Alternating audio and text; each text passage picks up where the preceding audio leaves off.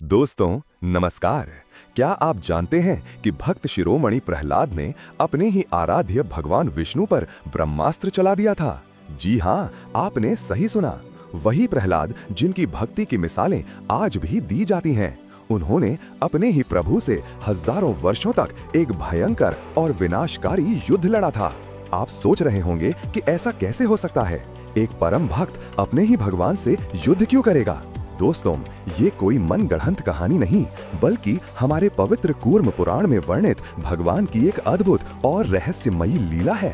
इसीलिए इस वीडियो को सपने में भी स्किप करने की गलती मत कीजिएगा, क्योंकि ये धर्म और हमारे आराध्य की कथा का सम्मान है। तो जल्दी से इस वीडियो को लाइक करें, चैनल को सब्सक्राइब करें और चलिए जानते हैं प्रहलाद के जीवन की इस अनसुनी और अविश्वसनीय कहानी को।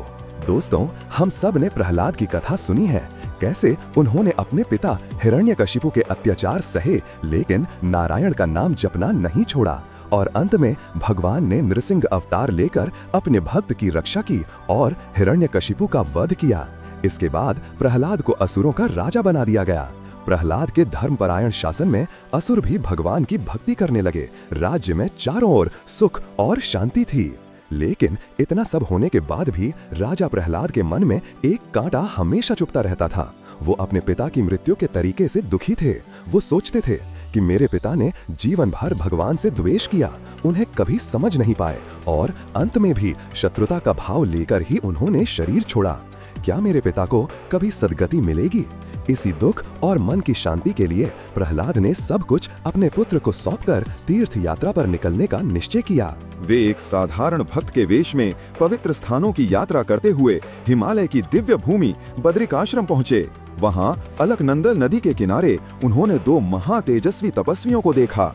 उनका तेज ऐसा था मानो दो सूर्य एक साथ धरती पर उतर आए हों। प्रहलाद तुरंत समझ गए कि ये कोई साधारण ऋषि नहीं, बल्कि स्वयं भगवान विष्णु के अंश नर और नारायण हैं, जो संसार के कल्याण के लिए तपस्या कर रहे हैं। प्रहलाद भक्ति भाव से भरकर उनके चरणों में साष्टांग लेट गए। प्रहलाद की आहट से जब उनकी समाधि टूटी तो उन्होंने अपने सामने एक दैत्य को देखा। भगवान नारायण ने कठोर स्वर में पूछा, तुम कौन हो? इस देवभूमि में तुम्हारा क्या काम? यहाँ असुरों का आना वर्जित है। प्रहलाद ने हाथ जोड़कर विनम्रता से कहा, हे मुनिवर, मैं हिरण्यकशिपु का पुत्र प्रहलाद हूँ। मैं अपने प्रभु श्री हरि का दास हूँ और उनकी ही कृपा पाने इस तीर्थ पर आया हूँ। ये सुनकर नर ऋषि बोले, प्रहलाद, हमने तुम्हारा नाम सुना है। तुम भक्त हो, पर हो तो उसी असुर कुल के जिसने हमेशा देवताओं को कष्ट दिया है। तुम यहाँ से लौट जाओ। दोस्तों, अब यहीं से कहानी में वो मोड़ आता है जिसकी किसी ने कल्पना भी नहीं की होगी। अपने आराध्य के ही अंश के मुख से अपने कुल का ऐसा तिरस्कार सुनकर प्रहलाद के भीतर का क्षत्रिय स्वाभिमान जाग उठा। वो बोले, हे मुनिवर, आप मेरे कुल के कारण मेरा अपमान कर रहे हैं, जो धर्म संगत नहीं है। मैं अपने पिता के कर्मों के लिए उत्तरदायी नहीं हूँ, और जहाँ तक शक्ति की बात है तो हम दैत्य भी किसी से कम नहीं हैं। प्रहलाद के इन गर्व भरे शब्दों में भक्ति कम और अपने कुल का अभिमान ज्यादा झलक रहा था। ये सुनते ही नर ऋषि क्रोधित हो गए और बोले, अरे दैत्य, अगर तुझे अपनी शक्ति पर इतना ही घमंड है तो हमसे युद्ध करके दिखा। यदि तुम जीत गए तो हम तुम्हें इस भूमि पर रहने के योग्य मानेंगे। बस एक भक्त, एक राजा को युद्ध की चुनौती मिल चुकी थी और प्रहलाद ने इसे स्वीकार कर लिया। देखते ही देखते उस शांत तपोभूमि में एक भयंकर युद्ध छिड़ गया। एक तरफ थे प्रहलाद के दिव्यास्त्र और असुरों की माया, तो दूसरी तरफ था नर ऋषि का तपोबल और ब्रह्म तेज। आकाश में देवतागण हैरान होकर ये अद्भुत युद्ध देख रहे थे। एक भक्त और भगवान के अवतार आपस में लड़ रहे थे। ये युद्ध एक दो दिन नहीं, बल्कि सैकड़ों दिव्य वर्षों तक चलता रहा। कोई भी हार मानने को तैयार नहीं था। अंत में प्रहलाद ने एक शक्तिशाली अस्त्र से नर ऋषि को मूर्छित कर दिया। अपने भाई को मूर्छित देखकर भगवान नारायण का शांत स्वरूप बदल गया।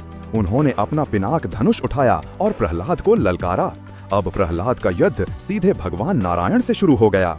नारायण के तेज और उनके अस्त्रों के सामने प्रहलाद की शक्ति कम पड़ने लगी। हार निश्चित देखकर प्रहलाद ने अपने इष्ट देव श्री हरि विष्णु का स्मरण किया और अपने तरकश का सबसे विनाशकारी अस्त्र निकाला, ब्रह्मास्त्र। उन्होंने भगवान विष्णु का ही नाम लेकर नारायण पर ब्रह्मास्त्र का संधान कर दिया। और दोस्तों, अब आया कहानी का वो चरम बिंदु, वो क्लाइमैक्स, जिसने पूरी लीला का रहस्य खोल दिया। जैसे ही प्रहलाद ने ब्रह्मास्त्र छोड़ा, एक पल के लिए जैसे समय रुक गया। उन्होंने जब नारायण के चेहरे को ध्यान से देखा तो उनके पैरों तले जमीन खिसक गई। उनका पूरा शरीर कांपने लगा। अरे, ये तो वही करुणा से भरी आंखें हैं, वही मनोमोहक श्याम वर्ण है, वही दिव्य आभा है। ये तो कोई और नहीं, ये तो मेरे स्वामी, मेरे प्रभु, मेरे आराध्य श्रीहरि विष्णु हैं। मैं ये क्या अनर्थ कर रहा हूँ? मैं अपने ही भगवान पर ब्रह्मास्त्र चला रहा हूँ। इस एहसास ने प्रहलाद को अंदर तक झकझोर दिया। उनके हाथ से धनुष बाण छूटकर गिर पड़े। उनका सारा अभिमान, सारा क्रोध, सारा पराक्रम आंसुओं में बह गया। वे युद्ध भूमि में ही घुटनों के बल बैठकर एक बच्चे की तरफ फूट फूट कर रोने लगे। वे नारायण के चरणों में गिरकर बोले, हे प्रभु, मुझे क्षमा कर दीजिए। मैं अज्ञानी, मैं मूढ़, अपने कुल के अभिमान में अंधा हो गया था। मैं आपको पहचान ही नहीं सका। मैंने आप पर ही शस्त्र उठा दिया। मुझसे बड़ा पापी कोई नहीं है। मुझे मृत्युदंड दीजिए प्रभु, मैं इसी के योग्य हूँ।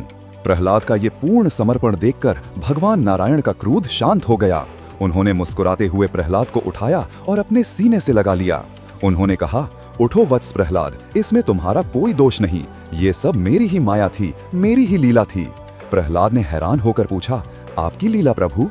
तब भगवान ने वो रहस्य बताया जो कूर्म पुराण की इस कथा का सार है।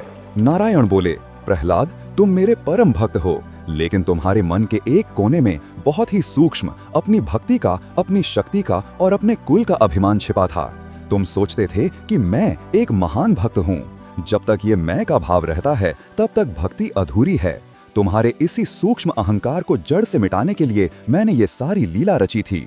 जब तक तुम अपने बल पर युद्ध कर रहे थे, तुम मुझसे दूर थे, लेकिन जिस क्षण तुमने अपने अस्त्र फेंक कर मेरे चरणों में आत्मसमर्पण कर दिया, उसी क्षण तुमने मुझे पूरी तरह से पा लिया। भक्ति का असली अर्थ युद्ध करना नहीं, बल्कि सर्वस्व समर्पण कर देना है। ये सुनकर प्रहलाद की आंखों से कृतज्ञता के आंसू बहने लगे। वे समझ गए कि भगवान ने उन पर कितनी बड़ी कृपा की है। भगवान ने प्रसन्न होकर कहा, प्रहलाद, मैं तुम्हारे समर्पण से परम प्रसन्न हूँ। मांगो, क्या वरदान चाहते हो? प्रहलाद ने हाथ जोड़कर कहा, प्रभु, बस यही वरदान दीजिए कि मेरा मन हमेशा आपके चरण कमलों में लगा रहे और कृपा करके मेरे पिता को क्षमा कर दीजिए। भगवान मुस्कुराए और बोले, जिसका तुम्हारे जैसा भक्त पुत्र हो, उस पिता का उद्धार तो निश्चित ही है। तुम्हारे पिता मेरे हाथों मृत्यु पाकर परम धाम को प्राप्त हो चुके हैं और तुम्हें मैं वरदान देता हूँ कि जब तक ये सृष्टि रहेगी, तुम्हारा नाम भक्त शिरोमणि प्रहलाद के रूप में अमर रहेगा। ये वरदान देकर नर नारायण अंतर्धान हो गए। दोस्तों, ये थी कूर्म पुराण की वो अनसुनी कथा जो हमें सिखाती है कि सच्ची भक्ति क्या है। सच्ची भक्ति सिर्फ पूजा पाठ नहीं, बल्कि अपने मैं को, अपने अहंकार को मिटाकर भगवान के आगे पूरी तरह झुक जाना है। आशा है आपको ये दिव्य कथा पसंद आई होगी। कमेंट्स में जय श्रीमन नारायण जरूर लिखिएगा। मिलते हैं अगले वीडियो में एक और ऐसी ही अनसुनी कहानी के साथ। धन्यवाद।